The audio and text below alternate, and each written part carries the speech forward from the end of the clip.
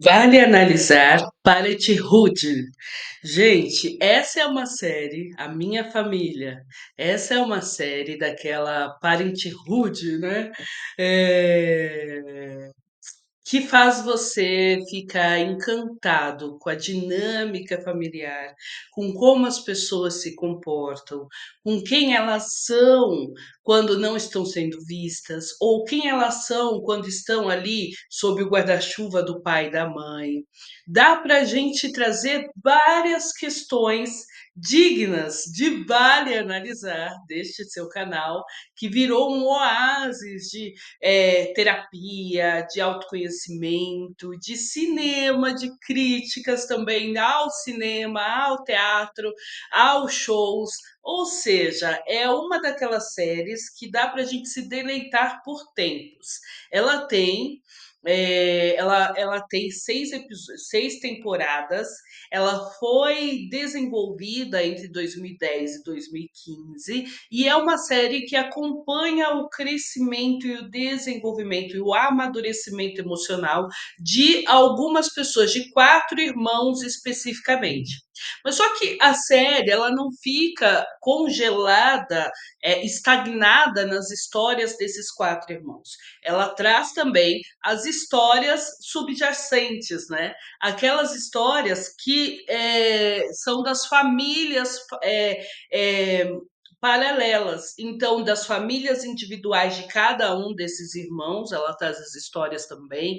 Ela traz as histórias do amadurecimento das crianças nessas famílias, algumas delas meio que desestruturadas, justamente por conta da falta desse amadurecimento emocional. Mas o diferente de Shameless, que a gente já está conversando aqui nesse canal, que eu te recomendo que você já se inscreva nesse canal, que já deixe o seu like nesse vídeo, para trazer mais pessoas para poder comentar e conversar sobre as dinâmicas familiares que existem, diferente de Shameless, que a dinâmica familiar é totalmente disfuncional.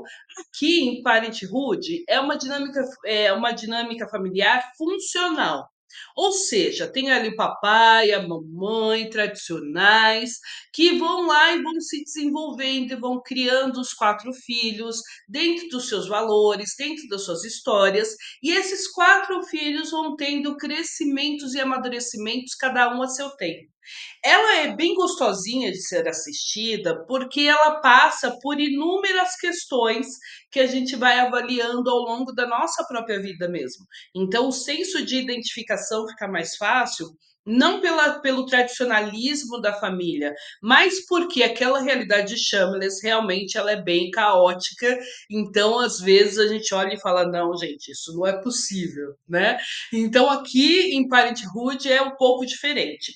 Eu vou trazer para vocês alguns dos personagens que mais são importantes e interessantes para a gente discutir e debater aqui sob uma visão psicanalítica, porque você lembra que esse canal aqui traz crônicas e críticas sobre as séries, mas sempre com um viés psicanalítico, para a gente trazer para nós mesmos aquilo que mais convém, aquilo que vai fazer com que a gente amadureça, que vai fazer com que a gente cresça, que vai fazer com que a gente se desenvolva no nosso cotidiano, tá bom? Então, eu escolhi trazer como primeiro ponto daqui justamente, ai meu Deus, deixa eu vir mais para cá.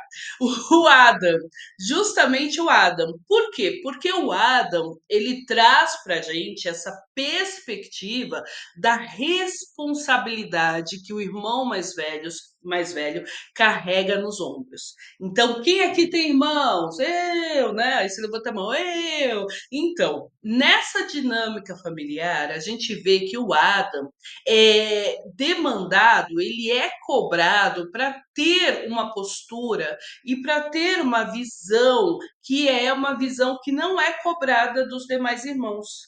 Então, aqui o interessante é que a gente vê bem demarcadinho mesmo como funciona essa questão do irmão mais velho, do irmão do meio, do caçula, como que vai funcionando esse amadurecimento nas nossas famílias e olhando aquela família uma vez que você está de fora, ou seja, você não tem envolvimento emocional naquilo, você pode transportar, por exemplo, algumas questões para a sua família, para o desenvolvimento da sua família, para que você possa, enfim, trazer esse amadurecimento real no desenrolar da sua família, tá bom? Então, quando a gente fala do Adam, a gente vê que a família do Adam já está constituída. Então, o Adam tem ali dois filhos, inicialmente, depois, no decorrer da história, ele vai ter mais uma menina, mas ele tem a princípio dois filhos. E uma esposa também muito tradicional, também muito companheira. O legal dessa série é que a gente vê as dinâmicas nos casamentos. Então, eu vou fazer alguns comentários, eu vou tecer alguns comentários sobre esses relacionamentos que vão se criando a partir dos núcleos familiares pós, né, externos, pós os núcleos familiares, pós aquele núcleo familiar em específico que já tinha sido traçado. Então, por exemplo, aqui, quando a gente vê a família do Adam, a gente vê que esse peso que ele carrega por ser o irmão mais velho não deixa ele inicialmente tratar uma questão que é dele. Ele fica quase que isolado numa ilha quando ele tem problemas pessoais que ele não consegue digerir, que ele não consegue resolver. Então, nas dinâmicas familiares, o irmão mais velho é sempre aquele que é demandado por assumir responsabilidade de cuidar do irmão mais novo, ou seja, ele amadurece muito precocemente, porque ele precisa ter esse senso de responsabilidade. Afinal de contas, a mãe e o pai dele, o cuidador dele, colocou ele ali como sendo o cuidador oficial do irmão mais novo. Então, ele já cria na cabeça dele essa responsabilidade. E aí eu te pergunto, pai, mãe, cuidador, você tem imposto para o seu rebento aí, para o seu filho mais velho, essa obrigação dele ser responsável pela família? Ele ser responsável pelo irmão mais novo? Eu te pergunto isso porque se a gente não toma cuidado, o irmão mais velho é aquele que vai ficando com o menos. Então ele era o rei da casa, porque ele era o primeiro filho, ele era o rei da casa, e de repente ele é deposto desse trono de reizinho da casa, porque aí veio o menor, veio o mais novo. Então, nessa questão, a gente pode abrir vários parênteses, tá? Só para o vídeo não ficar tão longo, eu quero conversar com você sobre dois pontos principais. O primeiro ponto é esse: a obrigatoriedade do irmão mais velho amadurecer antes do tempo. O segundo ponto é justamente esse: é a falta de cuidado, de olhar, de sensibilidade para o irmão mais velho, porque ele perdeu o trono dele. Então, muitas vezes, e é interessante porque na família do Adam acontece justamente isso. A Red, que é essa menina adolescente, a filha deles, né? A primeira filha do Adam, ela é a irmã mais velha. E aí, de repente, ela entra nesse lugar de ser a irmã mais velha. E o Max, que é o irmão mais novo até então, depois é que vem a Nora, o Max, ele é um menino que depois é descoberto que ele tem Asperger. Ou seja, descobre-se que ele tem Asperger, que ele tem autismo. Então, o autismo do Max é um caso que vai se desenrolando depois com o tempo. Inclusive, é muito interessante porque a gente vê a desmistificação do que é o autismo, do que é o Asperger, de como funciona, de como esse resultado, esse diagnóstico chega, né, na família e como que a família absorve esse diagnóstico.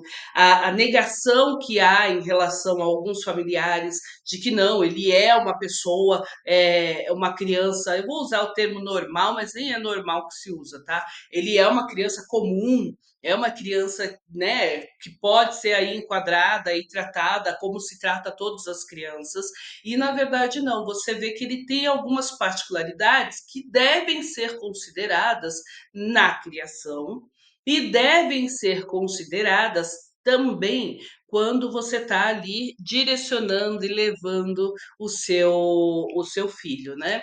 Então, olha só, quando a gente vai pegar aqui, a pergunta que eu fiz foi: "É possível dar conta de tudo?". Então o que que acontece aqui, que eu estava falando para vocês, a Red, que é essa primeira filha do Adam, ela assume esse lugar de que ela era a princesa da casa, a rainha da casa, e aí de repente ela perde para o irmão mais novo dela, que é o reizinho, é o princesinho, né, da casa, é o príncipe da casa. E aí ela começa a cuidar dessa criança também, como naturalizou-se, o irmão mais velho sempre cuida do irmão mais novo. Porém, sabendo como foi a dinâmica do Adam, o Adam tentou não levar esse peso todo para a filha dele. E olha que interessante, no final das contas, a filha dele, quando ele descobre que ele tem o Asperger, que o irmão dela, né, tem o Asperger, a filha dele começa a apresentar essas questões de revolta da adolescência, porque ela entra na adolescência e como se não bastasse ela entrar na adolescência, ela começa a apresentar essa revolta típica, né, do irmão mais velho por ter essa obrigação de ser responsável, de ter que cuidar do irmão mais novo. E você começa a observar que ela não tem muito essa noção e ela não assume esse papel. Ela não quer e ela não assume esse papel. E como é que fica quando a pessoa se predispõe a não assumir esse papel que não é dela? Ela se torna aquela pessoa que as outras pessoas não dão tanta atenção. Ela se torna aquela pessoa que acaba sendo excluída, meio que excluída da família e deixada de uma maneira mais invisibilizada na família. Então, veja, ela assume. Então, veja, o Adam, para não ser invisibilizado na família, ele assume esse papel de protetor, de segundo pai, né? Porque o pai é bem presente nessa família, mas ele assume esse lugar de segundo pai. E ao assumir esse lugar de segundo pai, ele não é invisibilizado, uma vez que ele foi destronado, uma vez que ele perdeu o lugar dele de rei da casa, porque ele era o irmão, o único filho, de repente ele não é mais invisibilizado. Diferente da Heather, que ela é invisibilizada na família, principalmente quando se descobre a condição do Max, ela é invisibilizada na família, porque agora todas as atenções estão concentradas na diferenciação, no que o Max tem de especial, de ser acompanhado. E ela cobra. O interessante é que ela cobra esse lugar, coisa que o Eda, o pai dela, nunca teve coragem de fazer. Ao contrário, as pessoas, conforme vão amadurecendo, os irmãos, o próprio pai, a própria mãe dele, conforme vão amadurecendo, aí eles falam para ele: Mas Adam, você tem que olhar para você. Olha para você, cuida de você. A própria esposa dele, a Cristina, fala o tempo inteiro para ele: Mas Adam, você não é o pai dessa família. Você tem que cuidar da nossa família. Você é o nosso, né, o nosso pedestal. Você está aqui na nossa família, então você tem que olhar para nós. E agora, quem é você se não for o cuidador de todas as famílias, de todo mundo? É muito interessante, porque ao final a gente vê essa evolução do Éden como se desvinculando, não da família, mas se desvinculando desse peso de ser o salvador da pátria de todos e de tudo nessa família. E aí ele começa a se humanizar mais, ele começa a se respeitar mais, ele começa a se colocar no lugar de uma pessoa que está ali aprendendo também, está se desenvolvendo também. Então é uma série que eu recomendo que você assista, é muito bonitinha. Tem alguns personagens aqui que me cansam os miolos, mas aí eu vou trazer para eles para você também, porque vale a pena a gente analisar.